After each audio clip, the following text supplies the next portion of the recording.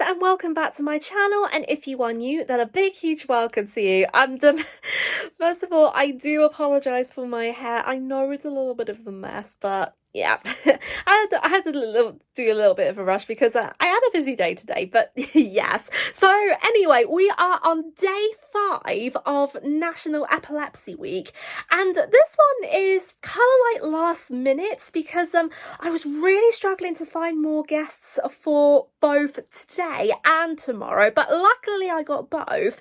And one of the first last minute guests that came on was Becca. Now, Becca runs a podcast called Epilepsy with Becca, and she also does some posts on her Instagram page. And in our interview, Becca and I were talking about her story and what the medical field is like over across the pond because she lives in America. And also, we are going to be talking about her podcast because even though she was newly diagnosed and her podcast started earlier this year, I thought it would be nice just to have a sit down and chat about her own experiences and her journey through everything that she's done between March, February, March, all the way up to now with the podcast and then also with her epilepsy story as well. But I won't go into too much detail because I know that Becca has a lot to say. So, ladies and gentlemen, for day 5 of National Epilepsy Week, I give you Becca. So I am joined by the amazing Becca. Becca, hello! Hello. It's so great to have you on board as well, especially at last minute as well, because you said everything was okay in Pennsylvania. Am I right? Yeah, kind of. Oh, but it's always really good to actually meet you because I've never known anyone with epilepsy who is across the pond before, and you're my first person, so it's definitely really exciting. But Becca, would you like to introduce yourself? So I'm Becca. I live in America. I live in Pennsylvania. If you're from America, I was diagnosed with epilepsy when I was 15. I'm currently 24. What else do you want me to say?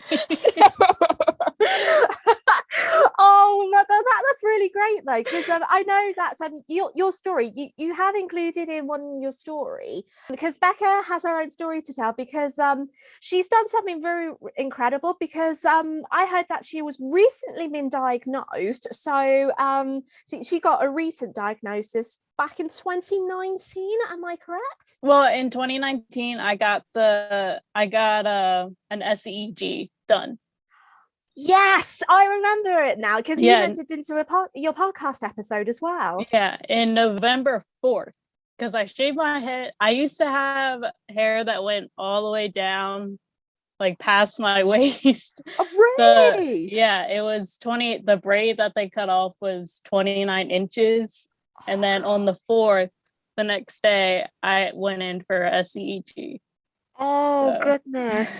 Oh, it must have been really I'm really in crazy journey, really, especially with everything that's sinking in as well. I came across Becca through a podcast that she's done called Epilepsy with Becca, and although she's done a few episodes, everything about her podcast is absolutely wow, just wow, really, because I've never known someone else who has actually done a podcast on epilepsy before. But I think before we get into that, Becca, your story, what do you want to share about your story? So like I said earlier, I was diagnosed when I was 15. I was a freshman in high school, and then for about 6 years I was with a neurologist that was a pediatric neurologist, and his sort of plan, every doctor sort of has their own plan of how to treat patients, and his plan to treat me, I guess, was to just put me on a bunch of medications. And then I graduated from him when I was 20 or 21, I can't remember. And I ended up going to if you're in like the East Coast, you might have heard about Penn State Hershey. I started going to that hospital, and the neurologist that I have now, I freaking love her. And she was the one that introduced me to the VNS and RNS. And she was like, if you're like into that, like I would be totally for it. You can pick whatever one if you really want to go that way. So I ended up going with the RNS in November of 2019. I had the SEG, and then in June 1st, which Monday will be a year, in June 1st, I got the RNS implanted. For those who don't know, what's RRS or VPS? Because I think you mentioned it in your podcast, but I don't know if I got some of the medical terms right. But what are they, and what is the difference between them?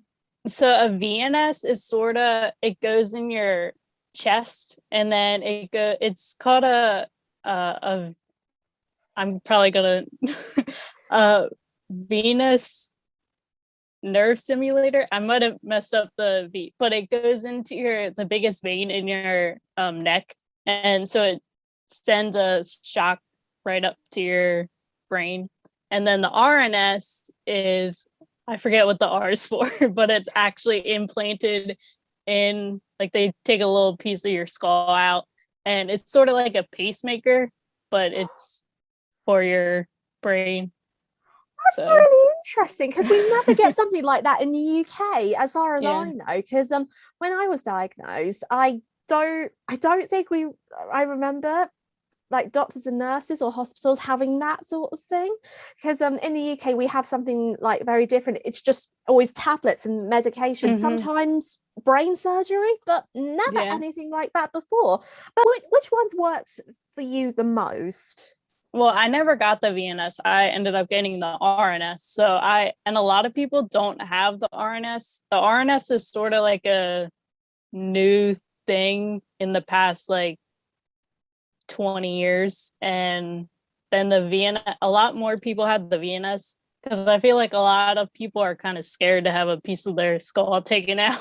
Oh no, would rather have I don't really blame them, to be honest. People would rather have their like something put in their chest than going the risk of having a piece of their skull being taken out and having probes put in their brain. So I don't really blame them, really, because it is like, I want to be in that position, really, if that was like that. But it's kind of like, one person that one of my friends in the previous videos for this week, she actually had a brain operation, and with like the different operations, I don't know if it's the same thing for a skull, but sometimes with things like that, there can be like after symptoms to it, such as like a stroke, for example. Yeah, so that's kind of interesting.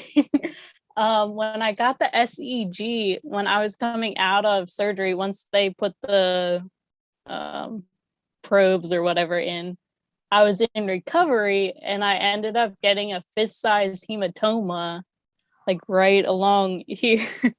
So they took me back into the OR, and like they drained that, and then I ended up having 14 probes put in on the left side, and they ended up taking 2 out because they were right along like my hairline.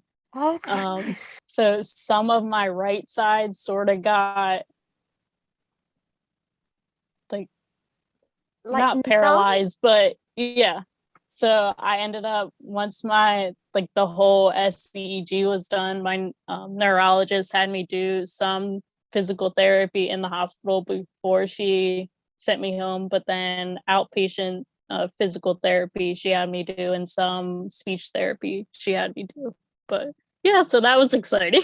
Oh no, it's actually interesting, really, to go on through such an incredible journey as well. And then speaking of that, you said, from what I heard, that you had a seizure, and that was in one of your podcast episodes, which was called Sunshine and Rainbows. And that was one of the episodes that, I'm not gonna lie, it was really, really, it just felt like it was a hit on the chest, really, because that you went to something really deep there. And from what I listened, because you said that in one of the seizures that you had seizures while your mum was driving in the car, but then you felt very upset, and then you questioned yourself with your self-identity.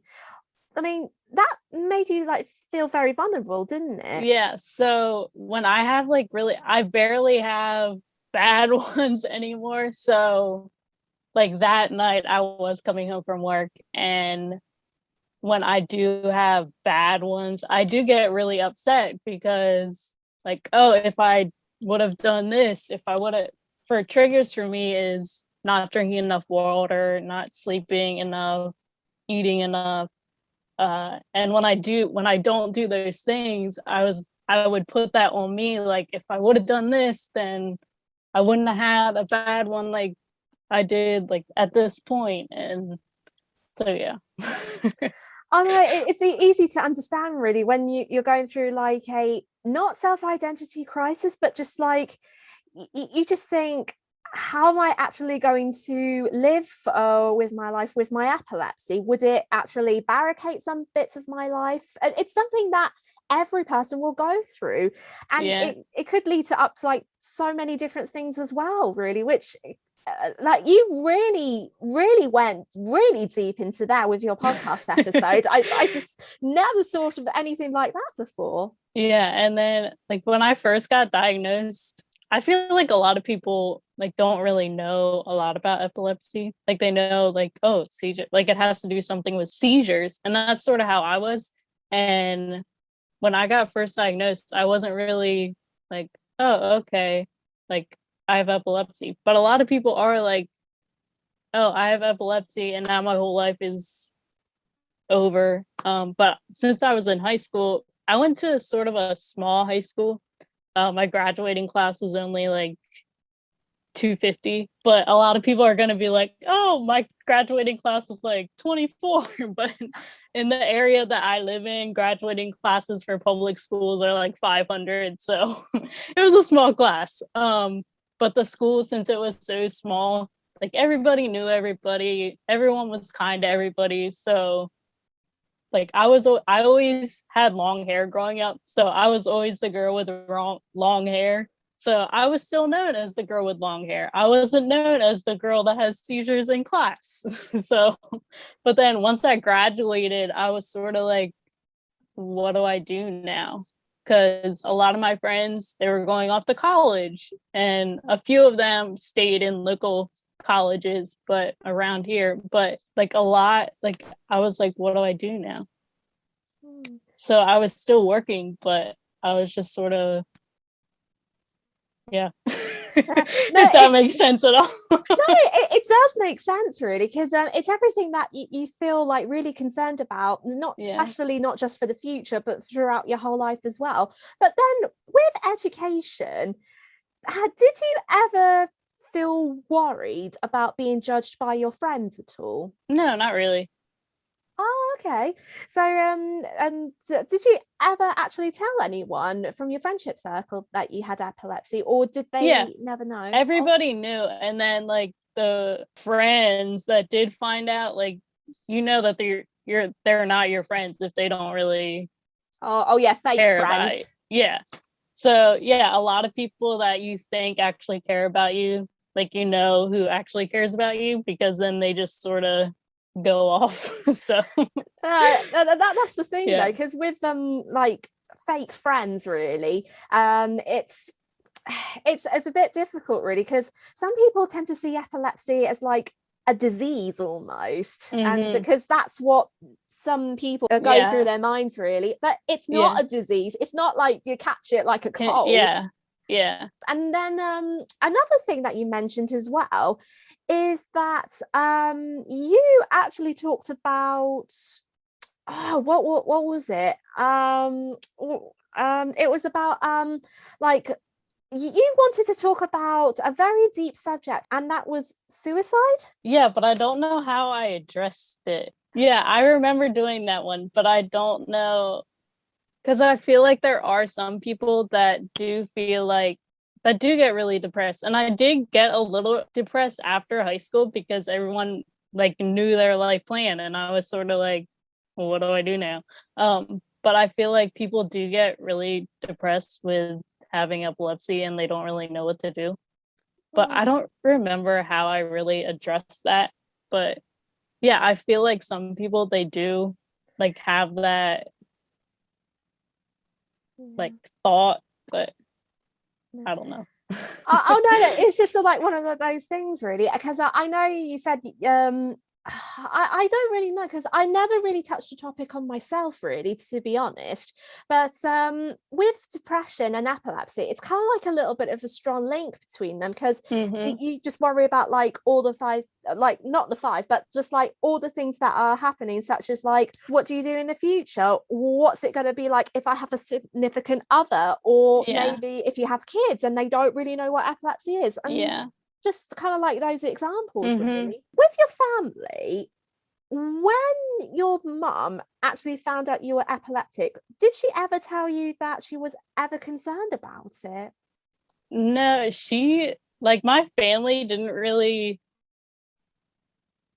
like, they were just sort of like, my family is like very like low key, like we don't really get like very like with very important stuff, yes, but well, I guess some people would say that epilepsy is very important, but they were very like not, I don't know how to put it, but they weren't very like, oh my gosh, like freaking out about it.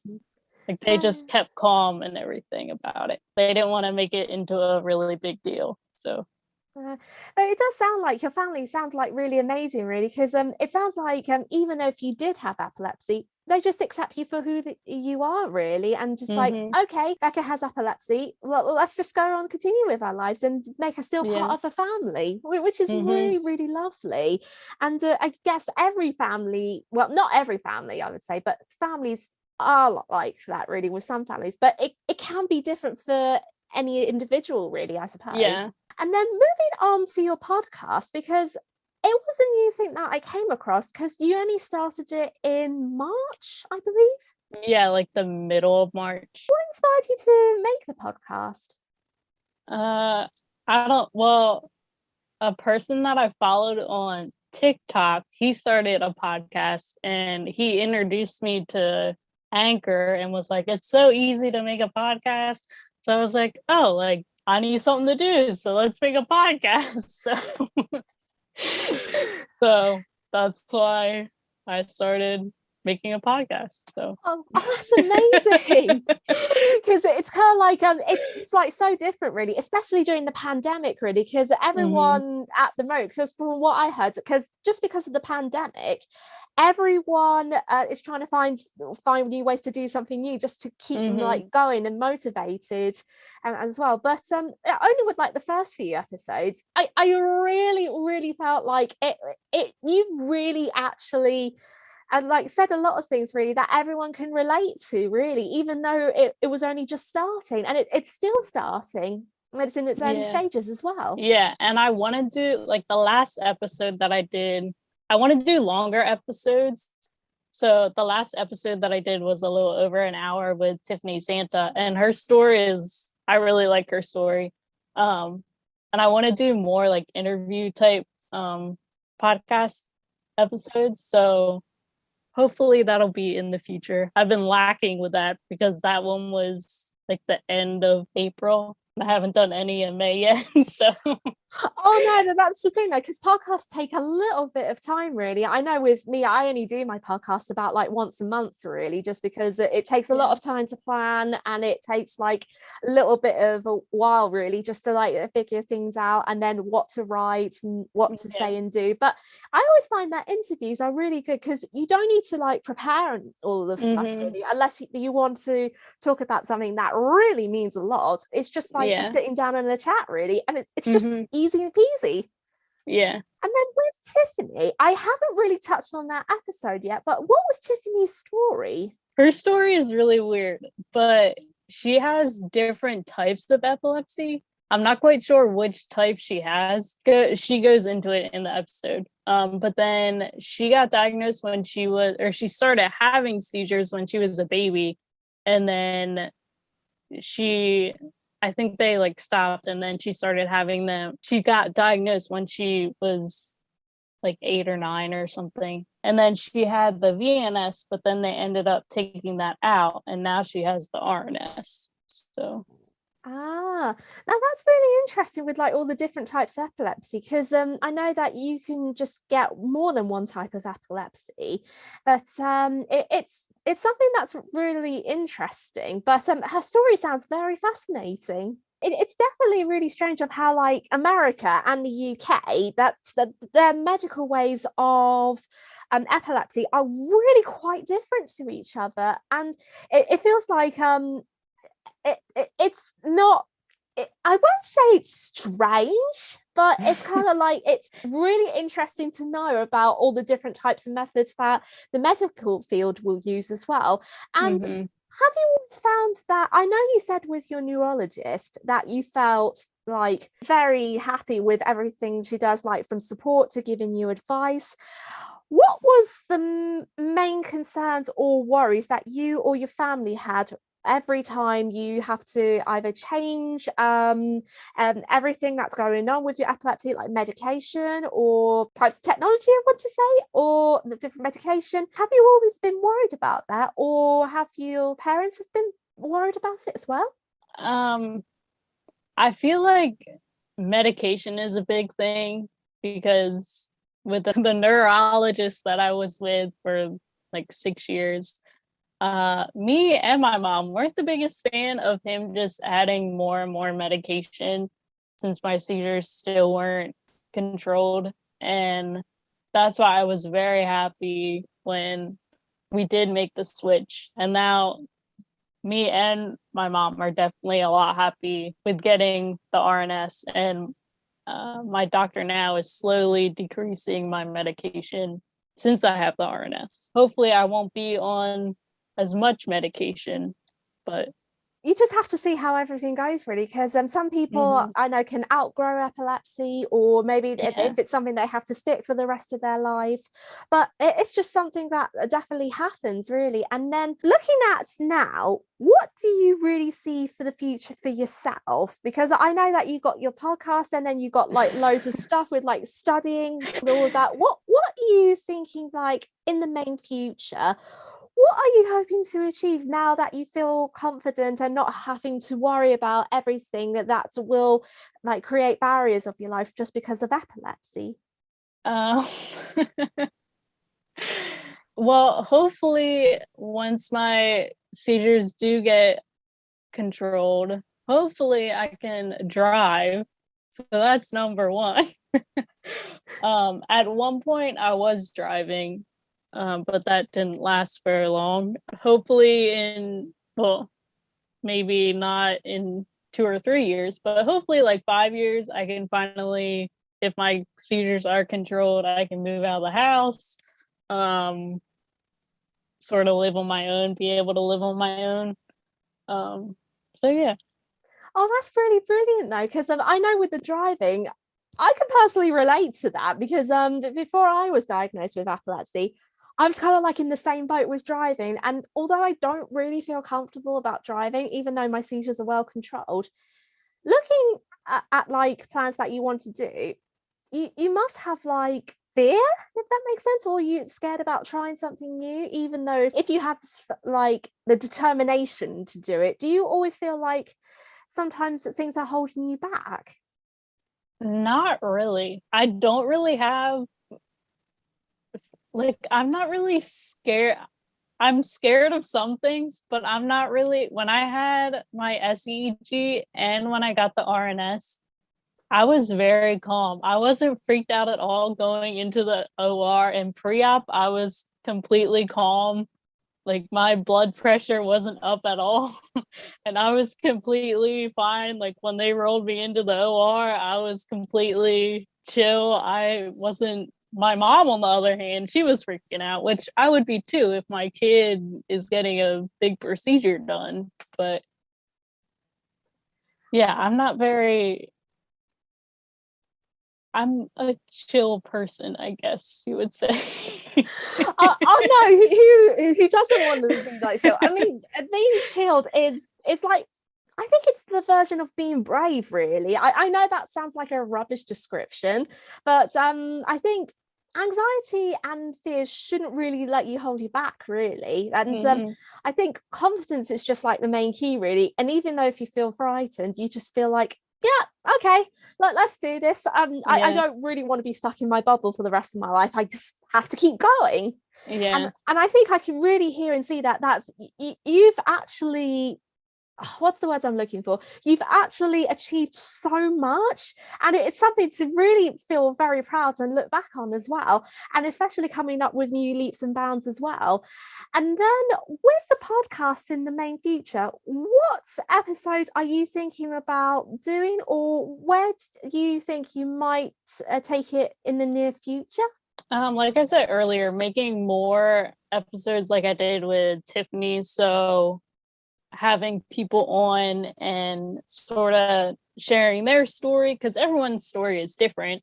So being letting people hear other people's story and sort of educating them on how they're going through their journey. And then I might do some more about my journey. I'm not quite sure. We'll see how it goes. Oh no, that's just the thing though, because journeys they always take time, really, and it's just like Mhm. taking things step by step. And I know that we've talked a lot, but I'm going to finish with one final question, and this is the question that I've been asking everybody lately. But what advice would you give to anyone, like an individual, a family member, or a friend who's, oh, how did I put this? Like they're a bit worried, that they are a bit worried that they feel like they're not going anywhere. So what advice would you give them to help them feel like Yeah, I know what you're um I don't know. Just sort of like work through it and you're not alone. Like other people are feeling that too. So you're not alone and try and find I don't know how to put it. oh no, neither Like do I, so find it's okay. yeah, but like you're not alone going through that whatever I what you're going through, other people are going through the same thing. So you're not alone in what you're going through. I think I just said the same thing over and over again. Oh But no, no, it's okay. I definitely do that too, really. And it's kind of like, it's really hard just to like think about what to say, really, because even though epilepsy makes you feel like you're alone, you're not alone, really, because there's a yeah. community, and everyone in the epilepsy community is part of like the same stage, really, because they're Yeah. in it together, we're in it together, and it makes you feel like you shouldn't really be alone. Yeah, it was crazy when I started my Instagram page. I started that like a year or so ago and I was like, "Holy cow," cuz the amount of people in the UK and then also in America, it was crazy to see how big the actual community is. And I was like, this is crazy. And how we all come together and to share our stories and everything. That it seemed really it's crazy. Oh yeah, it's definitely crazy. But then hopefully in the future, it probably will continue this way, because I know epilepsy is really big in America, more Mm-hmm. bigger than the UK, really, to be Yeah. honest. But it's always like really good to see that hopefully within the next few years, not just in America, but the whole world will just like take epilepsy a little bit further in like the forward direction. Why am I going in the Yeah. backward direction? The forward direction. But yeah, it's definitely something to just to look forward to in the main future, Yeah. especially if there's new technology within the medical field and all of that as Mm-hmm. well. But then, yeah, I definitely think we've covered everything. So, Becca, thank you so much for coming on today. And I know Yeah. it's last minute, but That's okay. it was really wonderful to have you on. So thank you. And I hope everything goes well in Pennsylvania and then also with your podcast as well. And if you want to check out Becca's podcast on Spotify and Anchor FM, it's Epilepsy with Becca. Yes. Yeah, I thought so. Yeah. I know it was kind of like easy really, but I know it's definitely good to go. And then also, if you want to check out Becca's Instagram page, it is under the same name as well, is it? Yes, but it's epilepsy _ Becca.